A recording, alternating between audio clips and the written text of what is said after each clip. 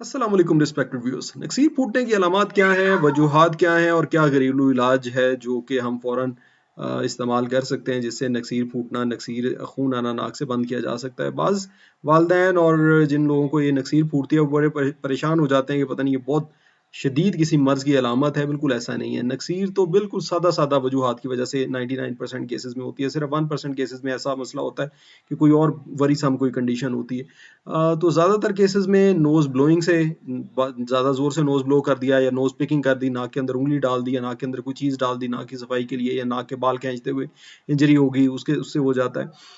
किसी बच्चे ने कोई गर्म जगह पे ज़्यादा खेल लिया, उससे मसला हो जाता है। अगर बच्चे ने डस्ट वाली जगह पे, पोलन वाली जगह पे ज़्यादा खेल लिया, उससे मसला होता है। अगर नेज़ल एलर्जी या नेज़ल स्टफ़ीनेस है बच्चे को, यानी नाक के अंदरूनी जिल्द की खून की गर्दिश बहुत ज़्यादा बढ़ी हुई है और नाक बह रहा है उसका और नाक के अंदर जो है वो एडीमा हुआ हुआ है, यानी सूजी हुई है, सोजिश है नाक के अंदर, यानी खून की सप्लाई बहुत ज़्यादा हुई है, तो फिर उस केस में भी नाक से खून बहुत जल्दी बहना शुरू हो जाएगा। बिल्कुल हल्की सी कोई चोट आएगी, फिर जिसको एक दफ़ा नाक के अंदर ज़ख्म बन जाता है तो उस ज़ख्म से बार बार खून आता है। वो नोज़ पिकिंग की वजह से वो उलझन करता है, बंदा नाक में उंगली डालता है, कोई चीज़ डालता है, उससे जो है मसला बनता है।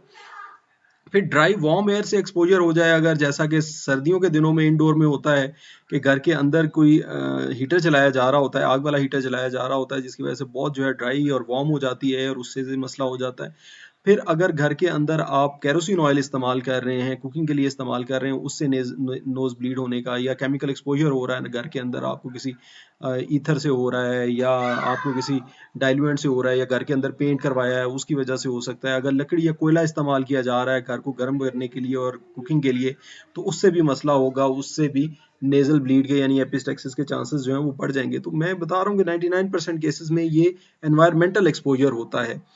बाज़ छोटे बच्चे जो हैं वो क्या करते हैं, नाक के अंदर को फ़ौरन बॉडी डाल लेते हैं, कोई छोटी-सी बॉल डाल लेते हैं, कोई बॉल बेयरिंग डाल लेते हैं। छोटा-सा बॉल होता है, बॉल बेयरिंग के अंदर छोटे-छोटे बॉल होते हैं, वो नाक के अंदर रख लेते हैं या क्रेयॉन नाक के अंदर रख लेते हैं, तो उससे ये नुकसान हो जाता है कि फिर ब्लीड आना शुरू होता है, उसकी मौजूदगी की वजह से वहाँ पे इन्फेक्शन होती है और फिर नाक से नक्सीर भी फूटना बार-बार शुरू हो जाती है और इस केस में फाउल स्मेलिंग डिस्चार्ज आता है नाक से।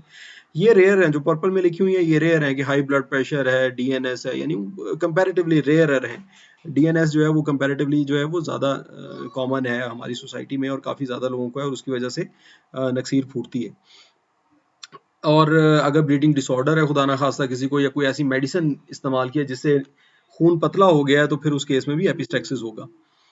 दो एरियाज होते हैं नाक के अंदर जहाँ से एपिस्टेक्सिस होता है, जहाँ से नक्सीर फूटती है। एक सामने की तरफ जिसको हम मेडिकल ज़ुबान में एंटीरियर कहते हैं एपिस्टेक्सिस, और एक पोस्टीरियर है, पीछे की तरफ एपिस्टेक्सिस है। सामने की तरफ कैसलबैक प्लेक्सस होता है और ये तकरीबन 95% केसेस में यहीं से खून आमतौर पे बहता है और इसे खुद से जो है वो कंट्रोल किया जा सकता है। लेकिन 5% केसेस में जो है वो वुडरॉफ प्लेक्सस होता है जो कि पीछे की तरफ पोस्टीरियर एपिस्टेक्सिस, ये खून सामने की तरफ नहीं आता बल्कि पीछे गले में गिरता है और अंदर जाता है मैदे में और फिर उल्टी की सूरत में ज़ाहिर होता है आमतौर पे, अगर एहसास ना हो रहा हो। लेकिन अगर ज़्यादा हो तो फिर सामने से भी आता है, पीछे से भी आता है और मरीज़ को एहसास हो जाता है कि मुझे एपिस्टेक्सिस हो रहा है, नक्सीर मेरी फूटी है। तो सामने वाला जो केस है, जो एंटीरियर एपिस्टेक्सिस है, इसे तो 100% केस में आप घर पे जो है वो ट्रीट कर सकते हैं, लेकिन पोस्टीरियर वाले को 100% केस में आपको जो है वो हॉस्पिटल ही जाना पड़ेगा। उसमें कम चांसेस होते हैं कि खुद से ही बंद हो जाएगा।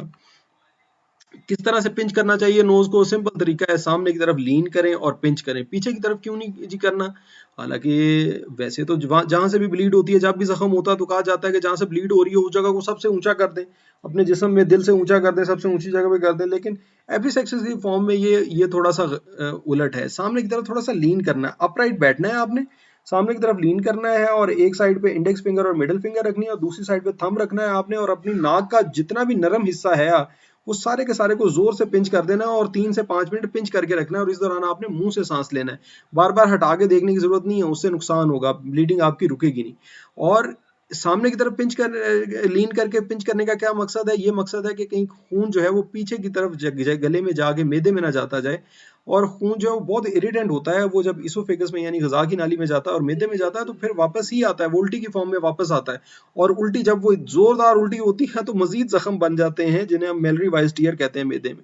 तो इस वजह से लीन फॉरवर्ड करना चाहिए, पीछे की तरफ लीन करके, नाक को ऊंचा नहीं करना, अपराइट बैठना है ताकि आपका पूरा का पूरा चेहरा जो है वो दिल से ऊंचा हो जाए, और आपने थोड़ा सा लीन फॉरवर्ड करना है। जो लोग बताते हैं नाक ऊंचा कर ले वो बिल्कुल गलत गलत बताते हैं। फिर अगर आपको खुद नहीं समझ आ रही, तो जिन लोगों को बार बार एपिस्टैक्सिस का मसला है, तो वो इस तरह का एक टंग डिप्रेसर के साथ या स्टील के 2 चम्मच जो है वो मिला के इस तरह का एक स्पैचुला बना सकते हैं, इस तरह के फोर्सेप्स बना सकते हैं, जिससे आप अपना नाक को पिंच कर सकते हैं उस वक्त जिस वक्त एपिस्टैक्सिस हो रहा हो। फिर और क्या क्या किया जा सकता है जी? एपिस्टैक्सिस 5 से 10 मिनट तक सिट अप, सीधा बैठे 5 से 10 मिनट तक इसको प्रेस करके रखें इस जगह को, और हेड बेंड फॉरवर्ड है, open mouth and breathe from the mouth. Vasoconstrictors जो है वो ज़ाइलोमेटाजोलिन के नाम से जो है वो बड़ी इजीली अवेलेबल है वो मार्केट में। इसको जो है वो नाक के अंदर स्प्रे करके, कोई स्वैब रख के नाक के अंदर, या वैसे नाक के अंदर स्प्रे करके ऊपर से पिंच करके पकड़ा जा सकता है, इससे फ़ायदा हो सकता है। एंटासिड का अगर इस्तेमाल किया कर रहे हैं आप, तो वो बिल्कुल बंद कर दें और इसकी कॉज को ट्रीट करने की कोशिश करें। और इमीडिएटली आप क्या कर सकते हैं, आप आइस पैक लेके नाक के ऊपर रख सकते हैं, नाक के ऊपर या अपने फेस के ऊपर रख सकते हैं, जिससे आपका अबशार खून यानी खून की गर्दिश इस एरिया में कम होगी, इस एरिया में खून का ब्लड प्रेशर कम होगा, नालियां सिकुड़ जाएंगी। क्योंकि लाजमन एपिस्टैक्सिस होने से पहले आपने को फिजिकल एक्टिविटी की होती है, तेज भागे होते हैं, कुछ ना कुछ किया होता है, तो वो जो खून की गर्दिश तेज हुई होती है सर की तरफ, उसको कम करने के लिए सर को ठंडा करना, सर के ऊपर पानी डालना, आइस पैक लेके, या पीस जो फ्रोजन पीस होते हैं वो फ्रीजर में पड़े हों, उनको आप सर की आप अपनी आंखों के ऊपर, माथे के ऊपर और नाक के ऊपर रखें, तो उससे जो है वो ब्लीड जो है बार बार अगर हो रहा है तो वो रुक जाएगा सेम डे। ठीक है जी। फिर और क्या है प्रिवेंटिव मेजर्स जी, क्या कर सकते हैं आप? जब खेल रहे हो तो wear protective equipment while playing, यानी हेलमेट वगैरह का इस्तेमाल करें। अगर आपको पता है कि आपको कॉन्टैक्ट स्पोर्ट के साथ मसला हो जाता है एपिस्टैक्सिस में, तो आप लाजमन कॉन्टैक्ट स्पोर्ट्स के खेलते हुए, यानी ऐसे खेल जिसमें आपको खतरा है कि आपको कौन नहीं मारेगा कोई, तो फिर आप हेलमेट पहने उसके अंदर। मॉइस्ट एयर यानी स्टीम इनहेल करना वो फायदेमंद होता है। फिंगर नेल्स को अपने ट्रिम रखें प्लीज, ताकि आपको नाक में बेध्यानी में भी अगर नाक के अंदर जो है उंगली चली जाए तो जख्म ना हो। सेलाइन सोल्यूशन या जेल का फ्रीक्वेंट इस्तेमाल करें, नाक के अंदर ये लगानी होती है ताकि इसकी वजह, ताकि नाक की दिल जो है वो अंदर से नरम रहे और क्रैक ना हो।